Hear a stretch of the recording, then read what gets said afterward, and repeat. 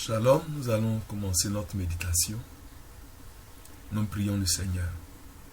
Père, nous bénissons ton nom. Merci pour ce jour et pour cette grâce de venir à tes pieds encore pour recevoir ta parole qui est le pain de vie. Rends-la, ô Dieu, nourrissante pour nous ce matin. Éclaire-nous par ta lumière au nom de Jésus. Amen.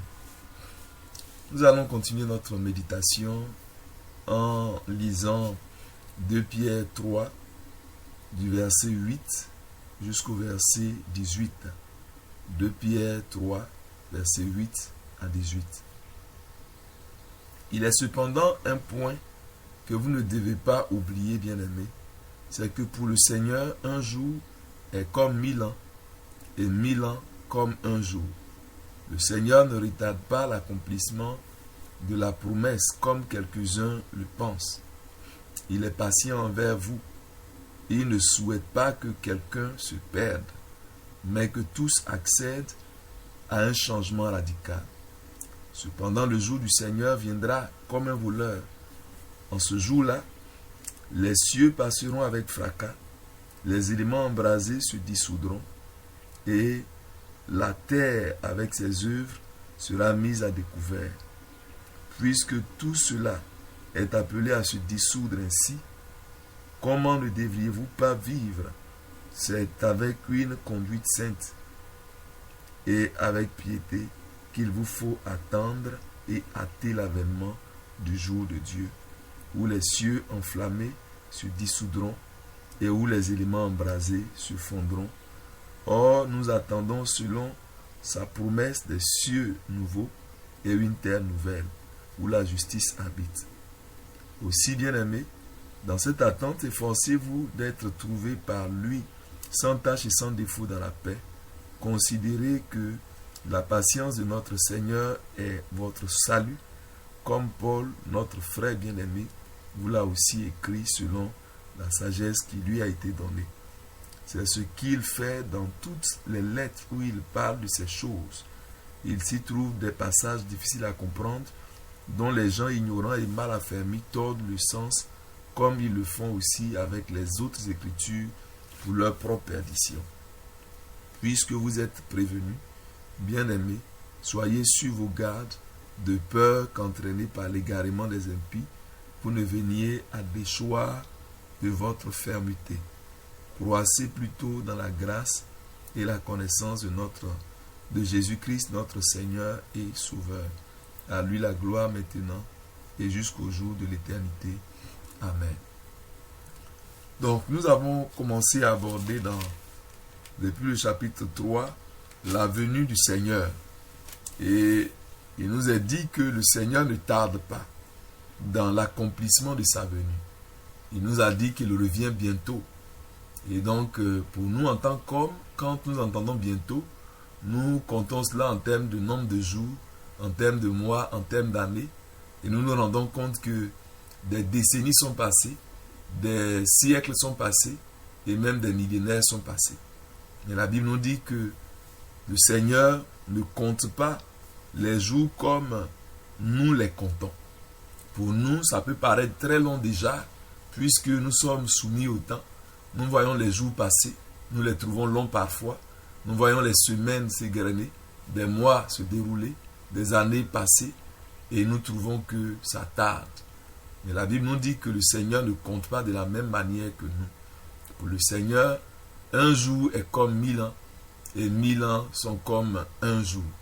Donc ce que nous pensons que ça a tellement duré, ça a tellement pris du temps, peut-être que pour le Seigneur, ça n'est qu'au deuxième jour. Si nos 2000 ans qui sont passés correspondent à seulement 2 jours pour le Seigneur, alors il n'y a pas aussi longtemps que le Seigneur est parti. Mais ce qu'il faut noter, c'est que Jésus lui-même nous a dit qu'il vient comme un voleur et vient au moment où on ne s'y attend pas. Donc, peu importe si la chose semble tarder à nos yeux ou qu'elle semble ne pas trop tarder à nos yeux, peu importe, ce que le Seigneur attend de nous, c'est que nous devons être sur nos gardes et être prêts à n'importe quel moment. Il peut arriver à n'importe quel moment et il viendra même au moment où on ne s'y attend pas. C'est pourquoi nous devons user de sagesse en étant prêts, en étant dans les dispositions qu'il faut pour qu'il vienne. La Bible dit qu'il ne tarde pas, comme quelques-uns le pensent, mais il est patient envers vous. Il ne souhaite pas que quelqu'un se perde, mais que tous accèdent à la repentance. Donc, on nous explique ici l'une des raisons pour lesquelles le Seigneur donne encore du temps. C'est parce qu'il veut que le maximum de personnes puissent parvenir au salut. L'un des derniers signes qu'il a donné annonçant sa venue, c'est quand la bonne nouvelle sera prêchée à toute la création. Donc nous voyons que ce n'est pas parce que le Seigneur n'a pas envie d'accomplir ce qu'il a dit, mais c'est simplement encore l'occasion qu'il donne pour que ceux qui traînent encore les pas puissent venir à lui. Mais c'est clair qu'il y a un jour où cette patience va cesser. Le Seigneur est patient, il peut user de patience pendant longtemps, mais nous savons aussi que quand la patience de Dieu est épuisée et que le temps vient pour Dieu d'agir et de punir et de sévir, personne ne peut plus retenir sa main, personne ne peut plus le retenir d'agir. Donc nous devons veiller et ne pas prendre à la légère la patience du Seigneur. Sa patience doit nous servir comme un temps qu'il nous donne pour nous repentir, pour que ce qu'on n'a pas encore fait correctement, qu'on puisse le faire. Est-ce qu'il y a encore des choses dont tu as besoin de te repentir? Est-ce qu'il y a encore des choses dans ta vie qui ne sont pas agréables au Seigneur et qui pourraient te créer des problèmes si le Seigneur venait maintenant? Si tu as encore ce temps devant toi, tu dois savoir que ce n'est pas pour continuer encore à garder le mal, mais ce temps doit servir à la repentance. Si tu as encore des années devant toi, si tu as encore des semaines devant toi, si tu as encore un jour, même une heure devant toi, ne laisse pas cela être en vain, mais utilise cela pour mettre ta vie en règle devant le Seigneur. Il y en a qui avaient voulu avoir ne serait-ce qu'un jour pour mettre leur vie en règle, mais la mort les a surpris au moment où ils ne s'y attendaient pas. Bien-aimés, veillons. La Bible dit que le Seigneur viendra comme un voleur au verset 10. En ce jour-là, les cieux passeront avec fracas, les éléments embrasés se dissoudront et la terre avec ses œuvres sera mise à découvert. Donc nous voyons que l'avènement du Seigneur, ça sera en un clin d'œil, ça sera très rapidement. C'est pourquoi on parle de fracas. Il va avoir quelque chose de très rapide. On n'aura pas le temps d'aller régler quelque chose qui n'a pas été réglé. Donc bien aimé, nous devons faire attention. Il viendra comme un voleur, au moment où personne ne s'y attend. Aucun voleur ne prend le temps d'avertir tout un quartier pour dire que je viens à tel moment, à moins que ce soit un voleur d'une autre catégorie. La plupart des voleurs viennent sans avertir au moment où ils pensent que personne ne veille, personne ne fait attention. C'est en ce moment-là qu'ils trouvent le temps propice pour venir. Et Jésus dit qu'il vient comme un voleur. Il viendra au moment où on ne s'y attend pas. Donc bien aimé, il ne nous avertira pas pour qu'on ait le temps de se préparer. Ça viendra en un clin d'œil et tout sera fini d'un seul coup. Ce que je voudrais également qu'on puisse noter, c'est que les cieux que nous voyons passeront avec fracas. Les éléments embrasés se dissoudront et la terre avec ses œuvres sera mise à découvert. Donc nous voyons bien que ça sera également un temps de grande destruction. Ce temps de l'avènement du Seigneur, les cieux vont passer. Les cieux que nous voyons, les cieux qui existent actuellement, la Bible nous dit que les cieux passeront. À plus forte raison, la terre. Dieu a décidé de supprimer l'ancien qui a été profané, qui a été souillé à cause du péché. Rappelons-nous que même les cieux, c'est là-bas qu'a commencé la rébellion du diable. Il a été chassé des cieux, mais il est descendu pour s'installer au deuxième ciel. Et la Bible nous dit que Dieu va nettoyer complètement ces cieux-là pour faire toutes choses nouvelles. La terre également a été profanée. La terre a été souillée à cause de l'homme, à cause du péché de l'homme. Et du coup, la terre elle-même est dans des problèmes. Et la Bible nous dit que la terre va exposer ce qui est en elle. En parlant de la terre, nous voyons que, en disant que les choses de la terre seront mises à découvert, non seulement on nous parle de ce châtiment qui va fondre sur la terre, mais également du jugement de toutes les œuvres qui sont accomplies sur la terre, notamment tout ce que les hommes ont eu à faire, tout sera mis à découvert. Ce que tu fais aujourd'hui et que personne ne voit, ce que les hommes font et qu'ils pensent être cachés, ce jour-là, tout sera à découvert. Tout sera à nu devant les regards de celui-là qui juge. Et personne ne pourra plus se cacher. Personne ne pourra cacher son iniquité, sa transgression. Chacun sera jugé selon les œuvres qu'il aura accomplies. Nous devons donc faire attention, parce que ce que nous faisons aujourd'hui est bien noté. Et la Bible dit dans l'Apocalypse que les morts vont se réveiller pour être jugés d'après ce qui était écrit dans les livres. Donc il y a un livre qui est écrit pour chaque acte qui est posé. Chaque acte qui est accompli sur la terre, cela est noté, et au dernier jour, tout cela sera mis à découvert, sera mis à nu. Ce qu'il faut noter également, c'est que la terre, quel que soit ce qu'elle renferme et qu'on en vit comme trésor et qu'on poursuit, cette terre-là, avec tous ses attraits, seront livrés à la destruction.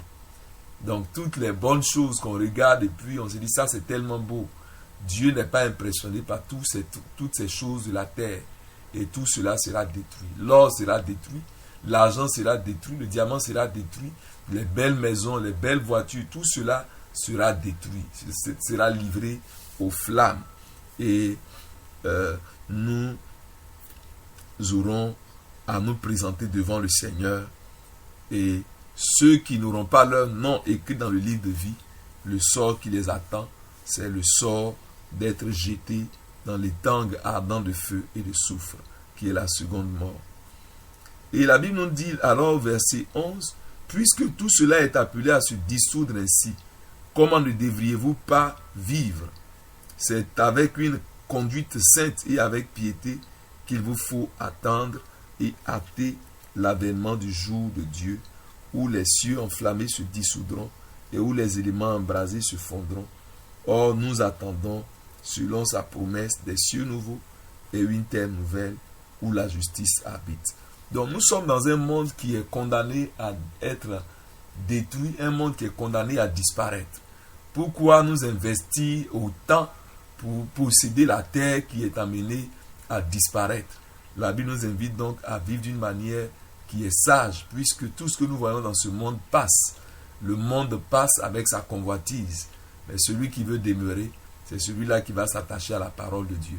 Que la terre ne nous trompe pas, qu'on ne laisse pas notre cœur être impressionné par la terre, qu'on ne laisse pas notre cœur être séduit par la terre au point d'oublier l'essentiel. L'essentiel, c'est cette vie qui ne passera point. C'est la vie dans le ciel qui ne passera point. Alors, ne laissons pas les plaisirs de la terre nous séduire au point d'oublier l'essentiel, au point d'oublier que nous avons une destination, nous allons bien quelque part. Bien-aimés, veillons et nous devons savoir que c'est plutôt pour le monde à venir que nous devons nous investir. Parce que ce monde-ci, ce monde présent, est déjà voué à la destruction. Quiconque investit dans ce monde, quiconque amasse dans ce monde, doit savoir que tout ce qu'il amasse est destiné à la perdition. Quiconque focalise son attention et fait de la terre son seul but, met tout son cœur sur la terre, doit s'attendre à ce qu'un jour il ne se retrouve avec rien du tout, parce que tout ce qui est sur la terre est voué à la disparition. Bien-aimés, la Bible nous dit qu'il y a de nouveaux cieux, une nouvelle terre que nous attendons. Es-tu également dans l'attente de cette vie?